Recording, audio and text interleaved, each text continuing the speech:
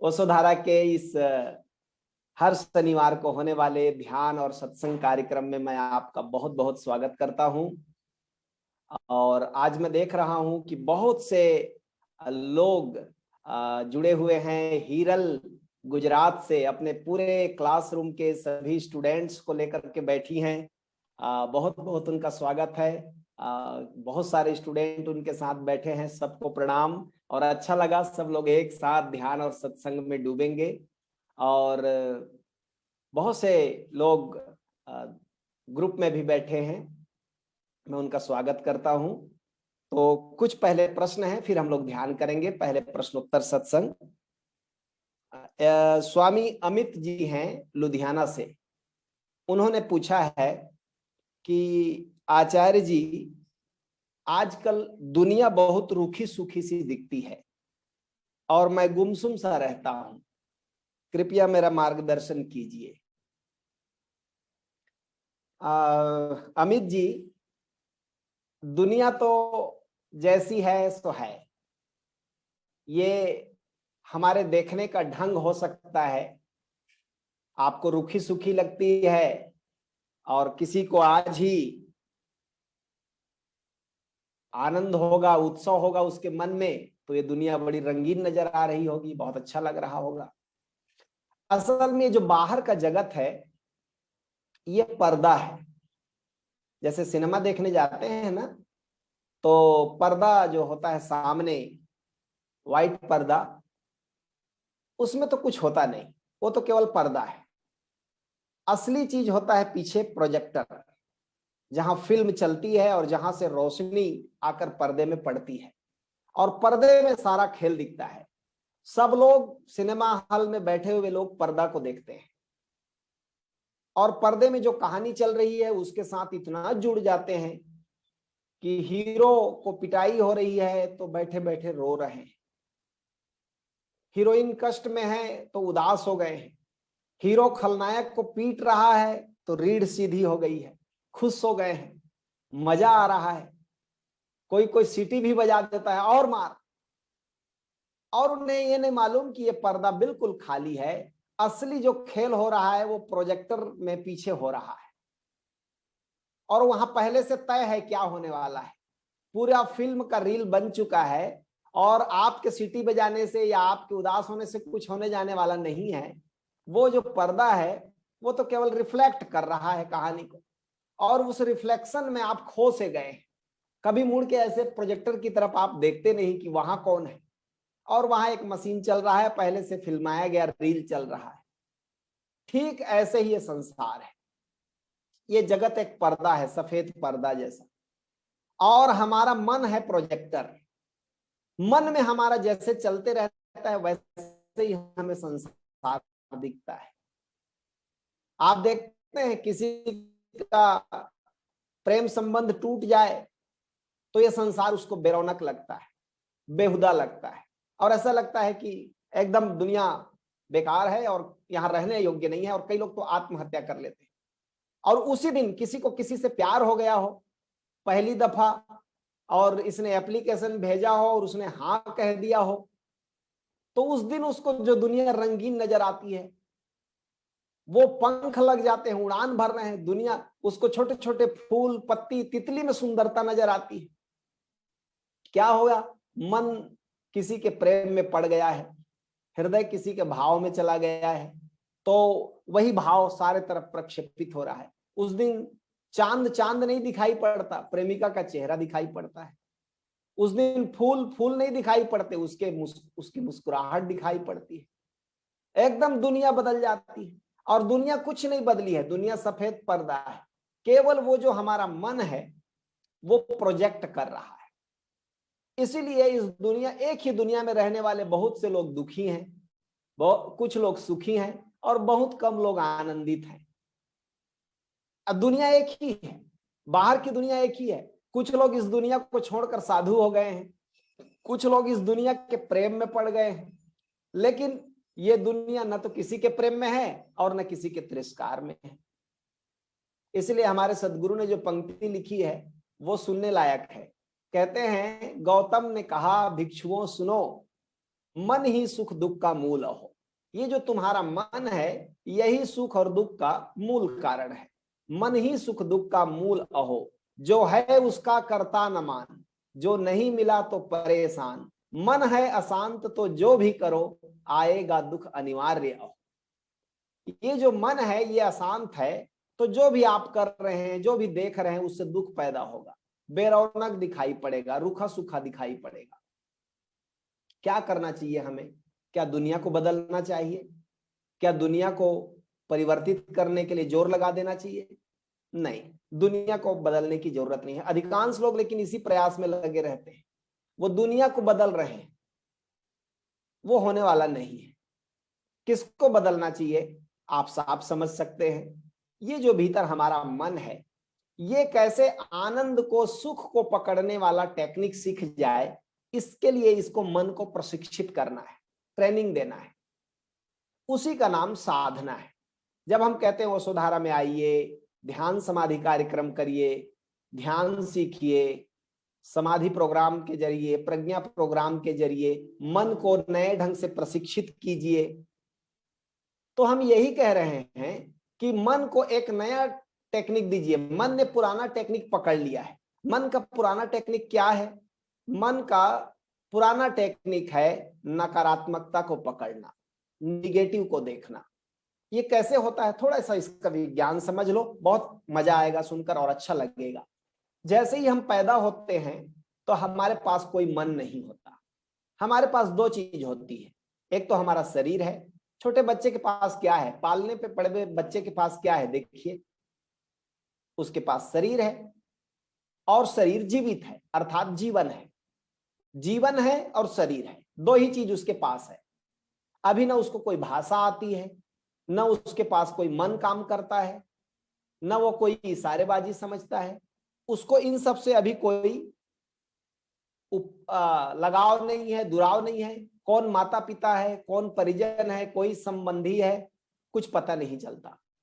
वो बस देखता है टुकुर टुकुर। आप देखे होंगे, पालने पड़े बच्चे को देखें, अवाक देखते रहता है, सब तरफ पुतली घूमती है, उसके पास लाल रंग का कुछ ले जाते हैं, दिखाते हैं, ये देखो, झुनझुना बजाते हैं, अवाक देखता है, क्योंकि भाषा ही नहीं है, मन ही नहीं है, तो क्या रिस्पॉन्स करे? पेट भरा है, शरीर स्वस्थ है, तो फुदकते रहता है, बस देख रहा है चारों तरफ। और पेट खाली हो गया तो रोने लगता है। एक ही चीज उसको अभी आती है, और वो भी कोई भाषा में नहीं कि पेट खाली हो तो रोना चाहिए, बस उसकी चेतना में ये अपने आप घटता है, वो रो देता है। माँ समझ जाती है, दूध पिलाने आ जाती है। छोटे बच्चे के पास मन नहीं होता, इसलिए बच्चा ना अभी सुख में है न दुख में है। न बच्चे को कोई संसार का चीज सता रहा है, न संसार से वैराग्य है, बस बच्चा है। इसीलिए जीसस कहते थे कि संत कैसे होते हैं? छोटे बच्चे जैसे होते हैं। छोटे बच्चे जैसे अर्थात उनके पास भी मन नहीं होता। लेकिन ये बच्चा अभी ये इसकी अर्जित संपत्ति नहीं है मन का ना होना। अभी ये मन को कमाएगा, मन को इकट्ठा करेगा, मन को निर्मित करेगा, करना पड़ेगा। संसार में जीने के लिए वो एक आवश्यक बुराई है, नेसेसरी इविल, अनिवार्य है, लेकिन खराब है, लेकिन अनिवार्य है, जरूरी है। बाजार में काम करना है, जिंदा रहना है, तो शरीर की जरूरतों के लिए मन की आवश्यकता पड़ेगी। तो धीरे धीरे 1 साल 1.5 साल का होने पर बच्चे को अब माँ धीरे धीरे, माँ और पिता उसके भीतर शब्द डालना शुरू करेंगे। ये मम्मी है, ये पापा है, ये चाचा है। तो वो तुतला कर एक शब्द भी माँ बोल दे तो माँ खुश हो जाती है, हाँ सॉफ्टवेयर लग गया, इंस्टॉल हो गया, खुश हो जाती है। पापा बोल दे तो पापा जी खुश हो जाते हैं। किस लिए खुश होते हैं? अरे अभी भी किसी को भी पैसा दे के पापा बोलवा ले कि दे दो 100 रुपया, पापा बोलो जी। हमारे गांव में एक बदमाश मजाकिया था, वो हर आदमी से अपने को जीजा कहलवाता था पैसा देके, कि जीजा जो बोल दो मेरे को, खुश हो जाता था। तो पैसे देके करवा सकते हैं, लेकिन ये बच्चे ने पहली बार पापा बोला तो पिताजी खुश क्यों हुए? क्योंकि इसके भीतर कोई शब्द चला गया और इसने रिस्पॉन्स किया। अब धीरे धीरे मन निर्मित होगा। जैसे जैसे इसका मन निर्मित होगा, फिर पड़ोस के लोग शब्द डालेंगे, फिर स्कूल के शिक्षक शब्द डालेंगे, एक भाषा निर्मित करेंगे। मन वहां से चेतना का एक लेयर, ऊपर वाला लेयर मन के रूप में काम करने लगेगा। अब वो छन्नी की तरह काम करेगा, क्या बोलना क्या नहीं बोलना, क्या देखना क्या नहीं देखना। और ये चारों तरफ लोग जो हमारे भीतर सॉफ्टवेयर डालते हैं मन का, ये चारों तरफ जीने वाले लोगों की एक मजबूरी है, ये इनकी दृष्टिकोण इनके बचपन के कारण नकारात्मक बनी हुई है। तो ये नए बच्चे में भी वही नकारात्मक दृष्टिकोण डाल देते हैं। उधर भूत है मत जाओ, ये बीमार पड़ जाओगे, ये ऐसा मत करो, धूप में मत खेलो, ये मत करो मत करो मत करो मत करो मत करो। क्या करो कोई नहीं बताता, ये मत करो ये मत करो, सब लोग बताते हैं। धीरे धीरे बच्चे का मन जो है एकदम नकारात्मकता से भर जाता है, भय से भर जाता है, डर से भर जाता है। और इसी बीच में बच्चे खुद भी पढ़ते हैं, टेलीविजन देख रहे हैं, किताब पढ़ रहे हैं, और सारे टेलीविजन, किताबें, फिल्में, लोग नकारात्मकता का भरपूर प्रशिक्षण देते हैं। और यही बच्चा जब बड़ा हो जाता है तो एक नेगेटिविटी का सॉफ्टवेयर लेकर संसार को देखता है। इसी संसार को उसे लगता है बाप रे कितना खतरनाक है, यहाँ तो जीना मुश्किल है, यहाँ बचे रहना मुश्किल है। अब वो परेशान हो जाता है। और इसीलिए गौतम बुद्ध कहते हैं कि मन ही सुख दुख का मूल हो। कभी मन के अनुकूल घट जाता है, कभी कभी अनुकूल घट जाता है तो सुखी हो जाता है, और अधिकतर समय प्रतिकूल घटता है तो दुखी हो जाता है। अब क्या करना चाहिए? तो संत कहते हैं अब इस मन के पार जाना होगा। मन को तो तुम पहले जैसी स्थिति में नहीं आ सकते, बच्चे जैसी स्थिति में नहीं आ सकते, लौट नहीं सकते, जगत में रिवर्स गियर नहीं है, आगे ही बढ़ना है। तो क्या करना चाहिए? तो फिर कहते हैं कि अब तुम ध्यान सीखो, अध्यात्म सीखो। फिर क्या करो? इस मन को हैंडल करना सीखो। मन को हटाया नहीं जा सकता। बुद्ध पुरुष भी अपने मन का उपयोग करते हैं। ओशो भी जब बोलते हैं, हमारे सदगुरु भी जब बोलते हैं, तो अपने मन का उपयोग करते हैं। मन को अब अनइंस्टॉल नहीं किया जा सकता, हाँ, लेकिन सॉफ्टवेयर को वायरस फ्री बनाया जा सकता है। उसको ये जो बाहर के नकारात्मकता से मुक्त किया जा सकता है, उसका मालिक हुआ जा सकता है। ध्यान की कला सीखना, समाधि की कला सीखना, साधना सीखना क्या है? मन को हैंडल करने की कला, कि जब चाहेंगे मन का उपयोग करेंगे, जब नहीं चाहेंगे तो मन का स्विच ऑफ कर देंगे। इसका मतलब है ध्यान। मन को स्विच ऑफ कर देना ध्यान। इसी मन के कारण दुखी हैं। जब देखते हैं कि ये मन दुख दे रहा है इस जगह, तो उस जगह के लिए हम स्विच ऑफ कर देते हैं। ध्यान उन चीजों को मन के भीतर जाने देते हैं जो हमारे आनंद, जो हमारी खुशी को सपोर्ट करता है। उन चीजों को जाने से भीतर मना करने लगते हैं जो हमारे आनंद और खुशी को नुकसान पहुंचाता है। इसलिए मैं कहता हूं ओशोधारा जो है वो जीवन जीने की कला सिखाता है, मन को हैंडल करने की कला सिखाता है। हम कोई चमत्कार जादू सिखाते नहीं हैं, बस केवल थोड़ा आपका ये जो सॉफ्टवेयर है मन, ये दुख देता है, ये सुखदाता बन जाए और आप इसके मालिक बन जाएं। और बड़ा आसान है क्योंकि मन आपका है। आपको कितना देर लगेगा उसको प्रशिक्षित करने में? थोड़ा ट्रेनिंग देने में वक्त लगता है, क्योंकि 20-25 साल से आपने ट्रेनिंग ले लिया नकारात्मकता का, तो थोड़े दिन टेक्निक को सीखने में, फिर 2-4-5 साल लगता है जब आप सकारात्मकता सीखते हैं। इसलिए इतने प्रोग्राम बनाए हैं ओशोधारा में। अभी हम लोग आने वाले समय में एक तो बहुत अच्छा हुआ कि ये ऑनलाइन प्रोग्राम होने लग गया।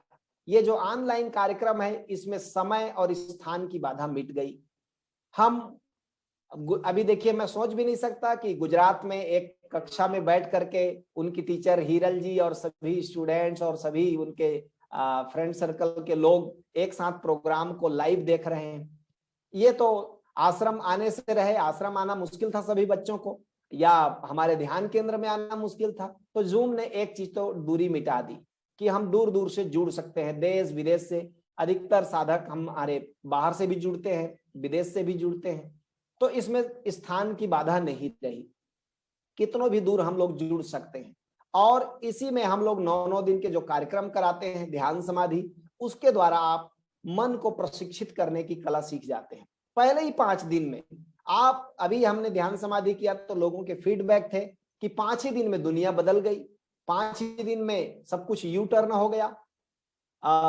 उसमें कई सारी चीजें ऐसे सिखाते हैं कि ईगो के साथ कैसे हैंडल करें, क्रोध आता है तो उसको कैसे हैंडल करें, संबंधों को कैसे हैंडल करें, वाणी को कैसे हैंडल करें, प्रतिकूल कोई घटना घट जाए तो उसे कैसे हैंडल करें, ये सब प्रैक्टिकल के तल पर समझाते हैं। इसलिए जो ध्यान समाधि कर लेता है वो सोच भी नहीं सकता कि 9 दिन में उसकी जिंदगी कहां से कहां आ गई। 180 डिग्री टर्न पूरा बदल जाता है और तब देखने का एक नया दृष्टिकोण पैदा होता है। लेकिन ये 9 दिन में जो हुआ, ये अभी आचार्य और सदगुरु जो कार्यक्रम को प्रस्तुत करते हैं उनके वजह से बहुत बड़ा परिवर्तन आता है। लेकिन ये अभी आपकी संपत्ति नहीं होती, तो हम कहते हैं अब धीरे धीरे इसका प्रैक्टिस करें, ओशो धारा के आगे के कार्यक्रमों में बढ़े, एडवांस कार्यक्रमों में बढ़े, ताकि परिपक्व हो तो और आपको गहरी बातें बताई जा सके। तो फिर ध्यान समाधि के बाद सुरति समाधि है, निरति समाधि है, अमृत समाधि है, आगे के तल प्रोग्राम के तल हैं। जैसे हम स्कूल में पढ़ते जाते हैं तो 10वीं कक्षा पढ़ते हैं तो 9वीं तक की चीजें समझ में आ जाती है, 11वीं में पहुंचते हैं तो 10वीं तक की चीजें समझ में आ जाती है। ऐसे ही अध्यात्म में भी गहरे से गहरे रहस्यों को तब बताया जाता है जब सामने वाला व्यक्ति मैच्योर होता चला जाए। तो ओशो धारा में ग्रेजुअली प्रोग्राम ऐसे बनाए गए हैं, आपकी इनर मैच्योरिटी बढ़ती जाती है और आप गहरे चीजों को सीखते जाते हैं। इसलिए करीब करीब हर महीने हमने ध्यान समाधि का प्रोग्राम ऑनलाइन रखा हुआ है। अभी अप्रैल में है, अभी हम आपको बता भी देंगे, कर्नल अनुतोष जी आएंगे तो हमारे बता भी देंगे कि कब कब हमारा अपकमिंग प्रोग्राम है।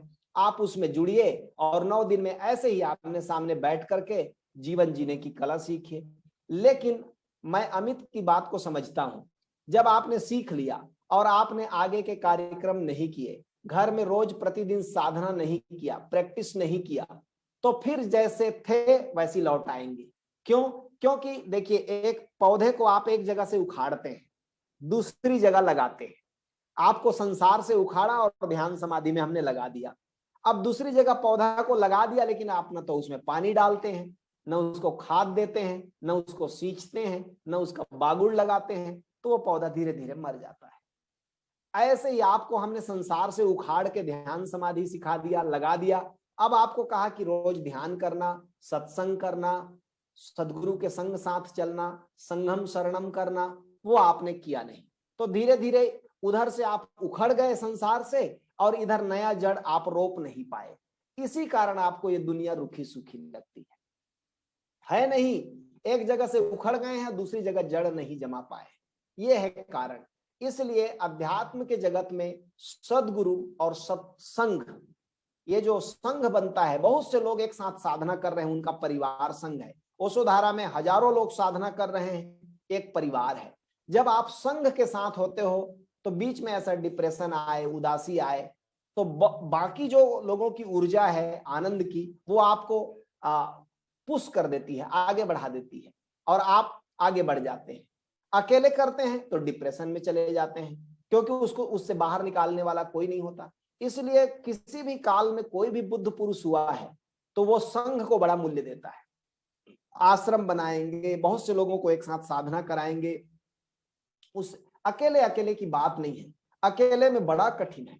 कबीर साहब कहते हैं, लंबा मार्ग दूर घर बिकट पंथ बहुमार। कहते हैं लंबा है मार्ग, दूर है रास्ता परमात्मा का। अपने को ही जानना बड़ा कठिन है, स्वयं के ही सेल्फ के कोर को, एक गहरे सेंटर को जानना बड़ा कठिन है, क्योंकि हमने सदा परिधि में जीने की आदत बना रखी है। कैसे हम अपने गहरे कोर को जान ले? इसके लिए संघ चाहिए, सदगुरु चाहिए, सहारा चाहिए, मदद चाहिए। वो हम लेते नहीं। हम कहते हैं अकेले के दम पर हम एवरेस्ट चढ़ेंगे तो बहुत संभावना है कि रास्ते में ही गिर जाएंगे और बर्फ में दब जाएंगे। संग साथ रहेगा तो हेल्प मिलेगा, एक दूसरे की मदद मिलेगी, संग साथ मिलेगा और इस तरह रास्ता पार हो जाएगा। इसलिए मैं निवेदन करूंगा अमित जी कि यदि आपने साधना छोड़ दी हो तो फिर से शुरू करें, संघ में आए। और मैं कहता हूं, जब आप ध्यान समाधि कर लेते हैं तो उसका जो जैसे एक्सपायरी डेट होता है ना दवाइयों में, ऐसे हमारे प्रोग्राम आपको हमने सिखाया, और यदि आपने नेक्स्ट नहीं किया, अगला नहीं किया, तो उसका एक्सपायरी डेट होता है 3 महीना। आपको जो सिखाया है उसका असर 3 महीना रहेगा, 3 महीने बाद वो धुंधला पड़ने लगेगा। ठीक वैसे ही जैसे रात में आप सपना देखते हैं, तो सुबह एकदम सपना याद रहता है, ताजा ताजा रहता है, आप बता सकते हैं। दोपहर होते होते धुंधला हो जाता है और शाम होते होते आप भूल जाते हैं पूरी तरह की रात क्या सपना देखे थे।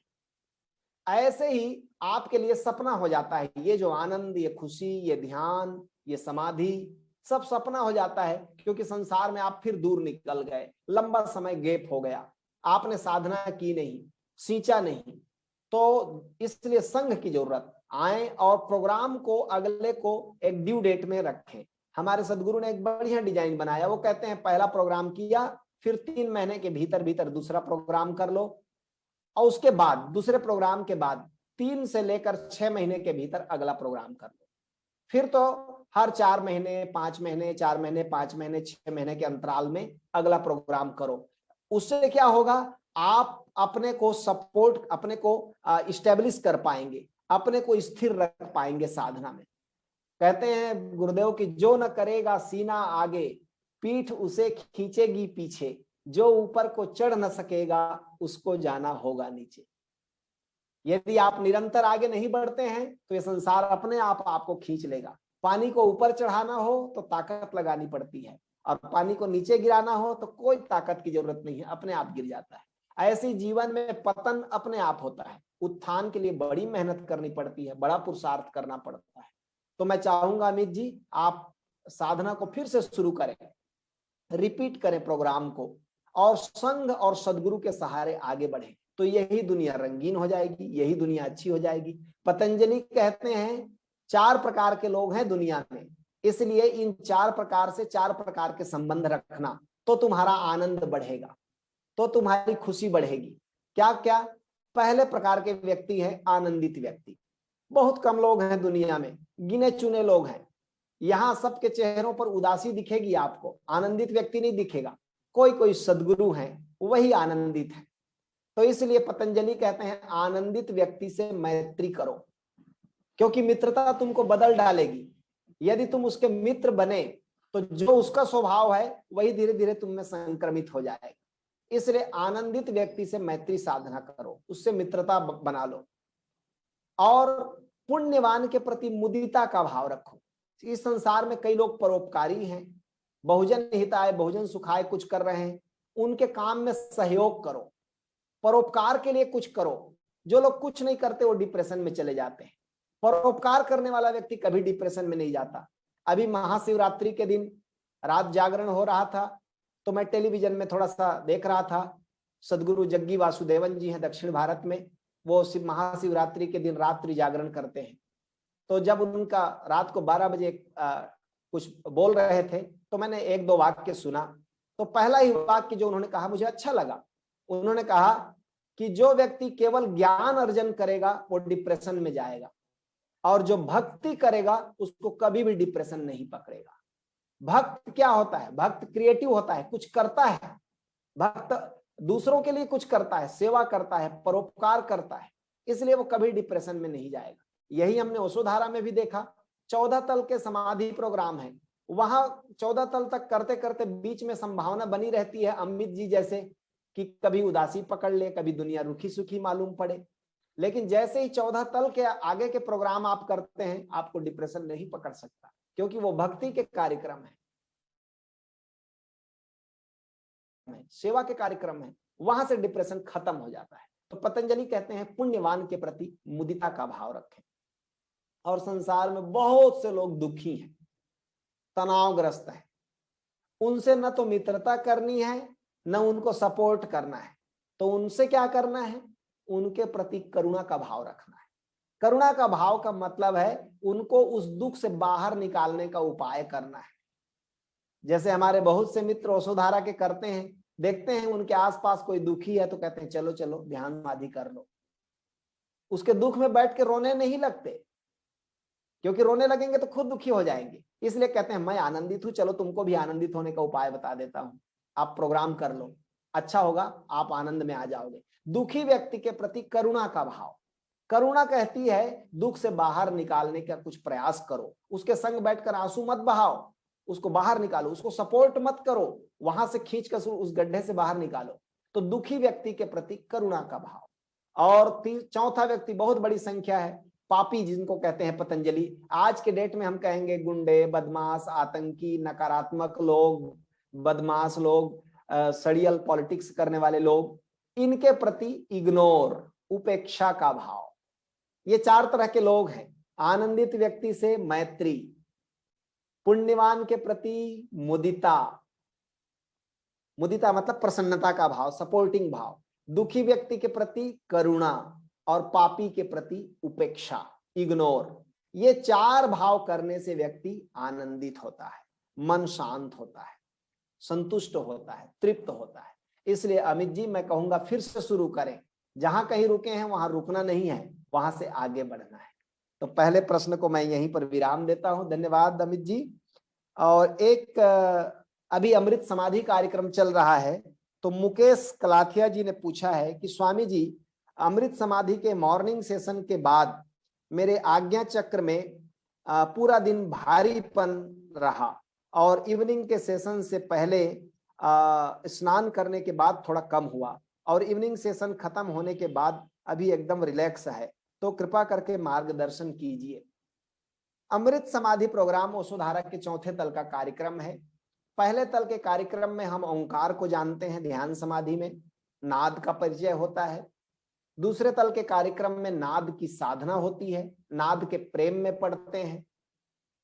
और तीसरे तल के कार्यक्रम में भीतर नाद में प्रकाश है, परमात्मा प्रकाश स्वरूप है, इसका ज्ञान होता है। ये जो 4था समाधि है, ये परमात्मा के अमृत तत्व, आत्मा के अमृत तत्व का अनुभव करने के लिए है कि हम सदा सदा सदा धरती में, सदा सदा अस्तित्व में हैं, इस बात का अनुभव करना, अपने अमृत चेतना को जान लेना।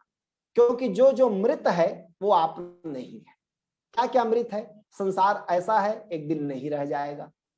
वैज्ञानिक कहते हैं धरती भी कुछ ही दिनों की मेहमान है, कुछ 1000 साल जिएगी, फिर धरती भी नष्ट होगी। ग्रह नक्षत्र बनते हैं, नष्ट होते हैं। सूरज भी सब दिन का रहने वाला शाश्वत नहीं है, वो भी एक दिन बुझ जाएगा। रोज रोज कम होता चला जा रहा है, रोज रोज उसकी उम्र कम हो रही है। सूरज और चांद और धरती भी नष्ट होंगे, तो इनमें रहने वाला जीव, वनस्पति, शरीर, ये तो सब नष्ट होगा ही। तो आप कौन है फिर? तो फिर आप और गहरे जाते हैं और अपनी चेतना को जानते हैं। फिर आप देख पाते हैं कि चेतना तो शाश्वत है।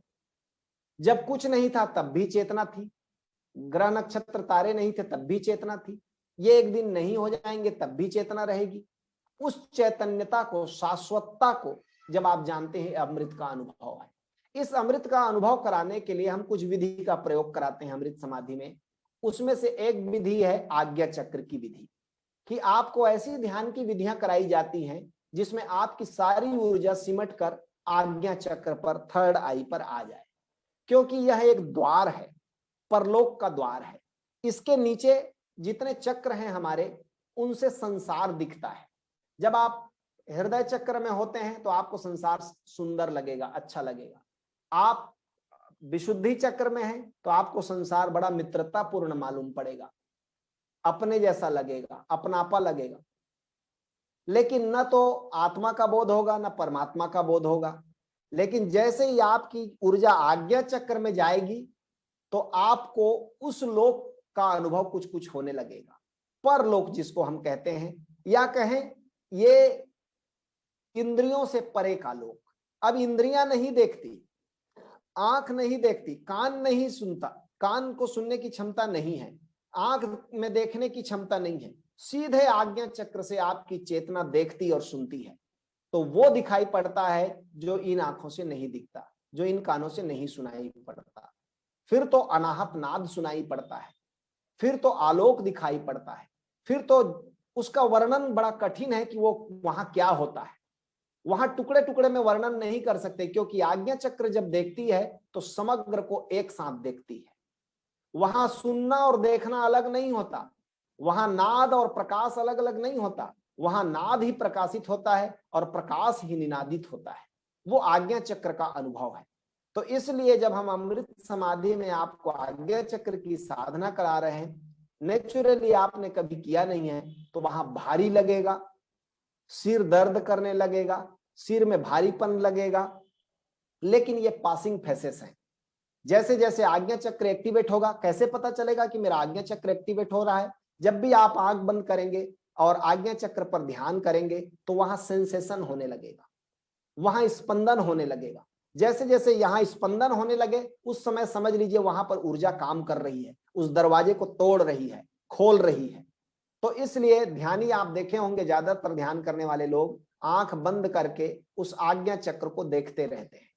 वहां देखने से, वहां ध्यान देने से सारी ऊर्जा सिमट कर वहां इकट्ठी हो जाती है। और एक बार वहां का दरवाजा खुल जाए तो आपके लिए ये दुनिया स्वप्न हो गई और वो दुनिया साकार हो गई। इसलिए शंकराचार्य कहते हैं ब्रह्म सत्य जगत मिथ्या, ब्रह्म ही सत्य है, संसार मिथ्या है। और हम लोग क्या कहते हैं, जगत सत्य ब्रह्म मिथ्या। हमको ब्रह्म दिखाई नहीं पड़ता, हमको जगत ही दिखाई पड़ता है।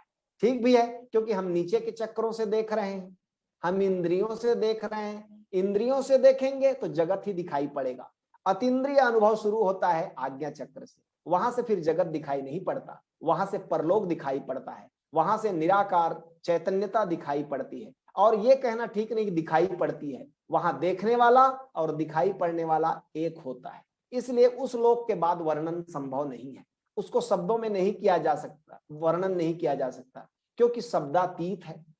और जो शब्दातीत है उसको शब्द में कैसे कहेंगे अनुभव करके, तो कठिन पड़ता है। इसलिए मुकेश जी, ये जो आप प्रोग्राम कर रहे हैं ये बहुत ही अद्भुत कार्यक्रम है अमृत समाधि। जब आपको अपनी शाश्वत चेतना का बोध होगा, इसी अनुभव के बाद मृत्यु का भय खत्म हो जाता है।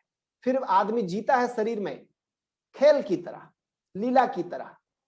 ऐसे जीता है कि हाँ ठीक है, जैसे कपड़े का उपयोग कर रहे हैं ऐसी शरीर भी एक कपड़ा है, 70-75 साल पहनने के लिए मिला है, पहनेंगे और जिस दिन जाएगी अपना वापस कर देंगे।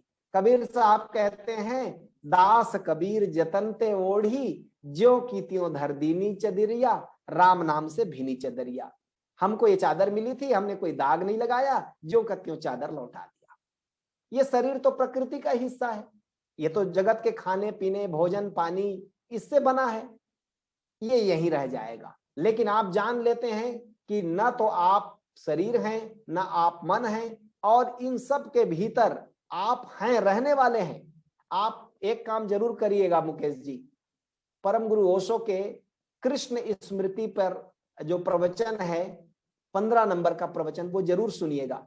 ओशो उसमें बोलते हैं कि कैसे हम शरीर से बाहर निकल जाते हैं, कैसे ये जो अशरीरी अनुभव है इसका क्या उपयोग है, कैसे अभी भी आप बैठे हैं तो आपको लगता है कि आप अकेले बैठे हैं या 2-4 लोग बैठे हैं, लेकिन ओशो कहते हैं नहीं, वहां आप अकेले नहीं बैठे, वहां बहुत सी आत्माएं भी हैं, बहुत सी अशरीरी आत्माएं बैठी हैं जिनको आप देख नहीं रहे हैं लेकिन वो आपको देख रहे हैं। ओशो ने तो उसमें प्रयोग भी सुझाया है, आप अपने कमरे में अकेले 3 लोग बैठ जाइए और तीनों लोग जरा हाथ जोड़कर प्रार्थना करिए कि इस कमरे में कोई अशरीरी आत्मा है तो हमको इशारा करे, हमको बताए कि वो यहाँ उपस्थित है, और आप कोई टारगेट दे दें। आप कहें कि ये जो ए पेन है जरा उछल कर बताए कि कोई आत्मा यहाँ पर है, तो 2-3 दिन के प्रयोग में ही ओशो कहते हैं वो पेन उछल कर इशारा करके बता देगा, कोई आदमी, कोई जीवात्मा, कोई आत्मा वहां पर है, वो उछाल के बता देगी कि हाँ हम यहाँ हैं। लेकिन लोग डर जाते हैं, जब शरीर में होते हैं तो नहीं डरते, वही बिना शरीर के आपसे मिलने आएगा तो आप डर जाएंगे, अरे भूत आ गया, प्रेत आ गया। इसलिए इन प्रयोगों को नहीं कहने के लिए करते हैं। लेकिन अमृत समाधि में वो सारे सूत्र सदगुरु हमें देते हैं जो अशरीरी जगत का अनुभव है, बहुत अद्भुत अनुभव है। इसलिए यदि माथे पर दर्द हो रहा है, सिर भारी हो रहा है, तो इसको तपस्या समझकर सहना है और प्रयोग को जारी रखना है, जरा भी पीछे नहीं हटना है। योद्धा की तरह अध्यात्म में लड़ना पड़ता है। सूरा ऐसा चाहिए कि छाड़े तन का हेत, अब पुर्जा पुर्जा हो ही रहे तबहुन छाड़े खेत। कहते हैं कबीर साहब कि ऐसा सूरवीर होना चाहिए अध्यात्म में जो शरीर का पुर्जा पुर्जा हो जाए, टुकड़े टुकड़े हो जाए, पर रण क्षेत्र को छोड़े मत, युद्ध करे। और ये युद्ध बाहर का नहीं है, भीतर का है, अर्थात उस परम अनुभव के लिए सब भांति के कष्ट उठाए जाने चाहिए। सब ये क्योंकि जीवन ही मिला इसलिए है। ये जीवन किस लिए मिला है? खाने पीने और सुख भोग के लिए नहीं मिला है। तुलसीदास जी रामायण में कहते हैं, यही तन कर फल विषय न भाई, इस शरीर का उपयोग विषय वासनाओं का भोग नहीं है। स्वर्ग ही स्वल्प अंत दुखदाई, क्योंकि सुख तो इतना मिलेगा जगत में, दुख इतना मिलेगा। यही रेशियो है, यही अनुपात है। हम सबका अनुभव है, थोड़ा सा सुख मांगते हैं और कितना दुख मिलता है। आप सोचते थे शादी हो गई सुख मिलेगा, मिला। आप सोचते थे नौकरी मिल जाएगी तो सुख मिलेगा, मिला। आप सोचते थे बहुत धन दौलत हो जाएगा तो सुख मिलेगा, जरा भी चैन नहीं मिलता। जगत में आप बाहर कुछ भी पालें, उससे कोई रिश्ता नहीं है मन के सुख और चैन और आनंद का। वो तो भीतर की अनुभूति जब होती है, जब आप अपनी चैतन्यता को जानते हो कि मैं शाश्वत हूं, मैं अमर हूं, मैं सदा अमृत तत्व को लिए हूं, मैं सदा निनादित हूं, मैं सदा आलोकित हूं, तो ये बिना किसी आलंबन के जो आनंद घटता है, ये आपकी संपदा है। और ये तो झोपड़ी में रहने वाले को भी मिल सकता है, बिना पढ़े लिखे को भी मिल सकता है, पढ़े लिखे को भी मिल सकता है। अच्छा होगा कि इसी के लिए सारे ऊर्जा को लगाएं। आज जो नए मित्र देख रहे हैं, सुन रहे हैं मुझको, मैं उन सबसे निवेदन करूंगा, आप एक बार 9 दिन का वह ध्यान समाधि कार्यक्रम करिए और आप देखेंगे कि आपको जीवन का मकसद मिलेगा, हायर गोल मिलेगा। आपको पता चलेगा कि मनुष्य जीवन कितना दुर्लभ है और हमने किन मूर्खताओं में खो दिया है इससे, हम कैसे समय गंवा रहे हैं, ये आपको पता चलेगा। बहुत ही महत्वपूर्ण कार्यक्रम है और मैं तो समझता हूं मेरे जीवन में सदगुरु की सबसे बड़ी कृपा है जो उन्होंने मुझे इस कार्यक्रम के द्वारा अपने से जोड़ा। मैं चाहता हूं हम जब कार्यक्रम कर, मैं तो ऑलरेडी नौकरी में हूं, हमें अब कहीं जाने की जरूरत नहीं है, लेकिन मैं सोचता हूं कि सदगुरु ने यदि मुझे न बताया होता तो मेरा जीवन नहीं बदलता। ऐसे ही हजारों लोग प्रतीक्षा कर रहे हैं, क्यों ना मैं अपने शरीर का उपयोग करूं, उन हजारों लोगों तक के संदेश पहुंचाऊं। जब तक जीवन है तब तक यही उद्देश्य है और यही रहेगा, ताकि अधिक से अधिक लोग आनंदित हों। जो उनकी संपदा है, जिसके वो मालिक हैं, उसी को भूल बैठे हैं।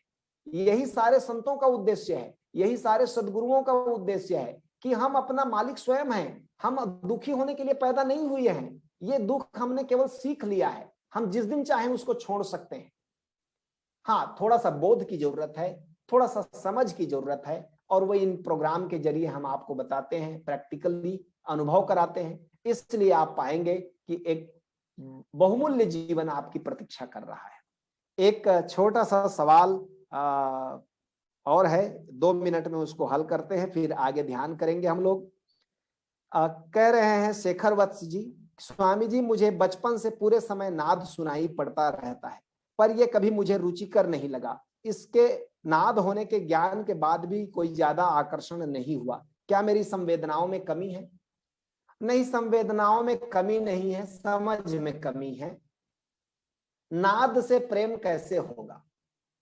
अभी आकार से ही प्रेम नहीं हुआ है, निराकार से प्रेम कैसे होगा? पहले तो जगत के लिए प्रेम सीखिए थोड़ा थोड़ा। पहले अपनी पत्नी को, अपने घर वालों को, अपने आसपास के रहने वाले लोगों को थोड़ा प्रेम करिए, थोड़ा प्यार इनसे सीखिए। फिर जरा आस पड़ोस वालों को, जरा मनुष्यों को, जरा प्रकृति को, जरा जाकर किसी पेड़ को गले लगाइए, जरा किसी पशु पक्षी की सेवा करिए। प्रेम और सेवा दोनों जुड़ा हुआ है। जब हम सेवा देते हैं तो हम प्रेम अनुभव करते हैं। तो पहले तो आकार को प्रेम करिए। मुझे याद है ओशो का एक संस्मरण सुनाते थे ओशो कि आज रामानंद जी के पास एक व्यक्ति आया, उसने कहा जी मुझे परमात्मा को जानना है, क्या आप मेरी मदद करेंगे? तो रामानंद जी ने कहा कि तुमने कभी किसी को प्यार किया? उसने कहा नहीं नहीं, मैं झंझट में पड़ा ही नहीं, मैं तो परमात्मा को प्यार करता हूं, मैं परमात्मा को जानना चाहता हूं, मैं ये सब संसार के प्रेम में झंझट में पड़ा ही नहीं, तो बंधन है, वासना है।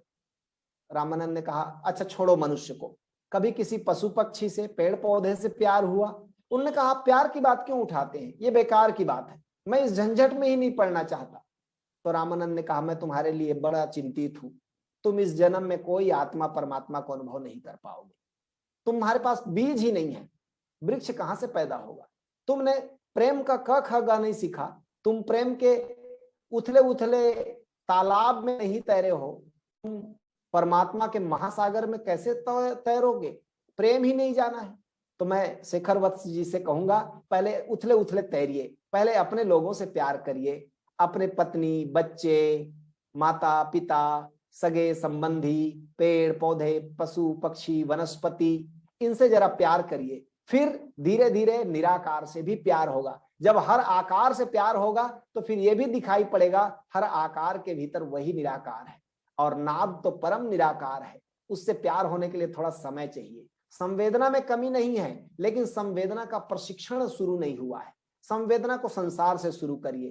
पहले अपने शरीर को प्यार करिए, फिर जरा अपने आसपास के लोगों को प्यार करिए, प्रेम की भाव दशा में जिए। जहां इसीलिए एक बड़ा मुश्किल हो गया है शेखर जी, मैं आपके प्रश्न में समझ सकता हूं। हमारी पूरी शिक्षा पहली कक्षा से लेकर यूनिवर्सिटी तक कहीं पर प्रेम का प्रशिक्षण नहीं है।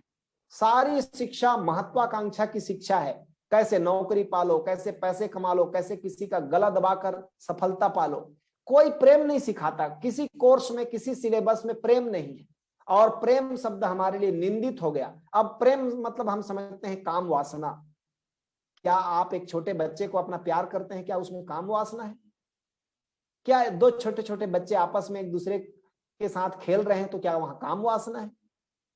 नहीं, प्रेम एक हायर वैल्यू है। प्रेम हृदय की बात है, भाव की बात है। और इसलिए जब तक भाव का प्रशिक्षण नहीं होगा, ये दुनिया बड़ी बेरौनक होने वाली है। हमारी पूरी शिक्षा व्यवस्था प्रेम को तोड़ने वाली है। कोई यूनिवर्सिटी, कोई कॉलेज, कोई सिलेबस प्रेम को नहीं सिखाता। इसलिए फिर ओशोधारा जैसी संस्थाओं की जरूरत है जहां हम प्रेम सीखते हैं। आप आश्रम में आते हैं तो लोग अहेतुक प्रेम करते हैं एक दूसरे को। हम आपस में जुड़े हैं। आप बताइए, मेरी छोटी छोटी बातों को सुनने के लिए 210-15 डिवाइस में 250 लोग जुड़े हुए हैं। किस लिए जुड़े हैं? ये प्रेम का नाता है कि मेरी कुछ बातें अच्छी लगती हैं आपको तो आप सुनने के लिए बैठे हैं। नहीं तो कौन सुनता है यहाँ घंटे भर किसी को? तो ये प्रेम का प्रशिक्षण है। जब आपके हृदय में प्रेम आएगा तो लोग आपकी बात सुनने लगेंगे, लोग आपकी बातों पर कान देंगे। इसलिए जितनी आध्यात्मिक संस्थाएं हैं उनको और बड़ा होना चाहिए, खूब बढ़ना चाहिए, खूब ध्यान केंद्र होना चाहिए, खूब साधना केंद्र होना चाहिए। जहां यूनिवर्सिटी नहीं सिखाती उस कोर्स को हमारे साधना केंद्र सिखाएं। वहां बिना कारण के आपस में प्रेम हो, वहां बिना डिमांड के प्रेम हो, वहां कोई स्वार्थ मत हो, स्वार्थ रहित प्रेम हो। और जहां आदमी प्रेम सीखता है तभी आध्यात्मिक जीवन के ऊंचे अनुभव, नाद के प्रति प्रेम, आलोक के प्रति प्रेम, निराकार के प्रति प्रेम तभी हो सकता है। तो इसका ख्याल रखेंगे शेखर वत्स जी। अब मैं कहूंगा आप शुरुआत करें संसार से प्रेम से। मत निर्णय करिए कि संसार का प्रेम वासना है, घृणा करें, ऐसा नहीं, बिल्कुल नहीं।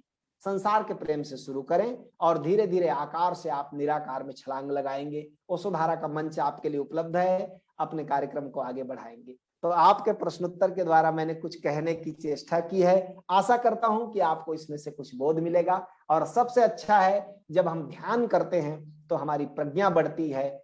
गौतम बुद्ध कहा करते थे, प्रज्ञेन ध्यानम ध्यानेन प्रज्ञा।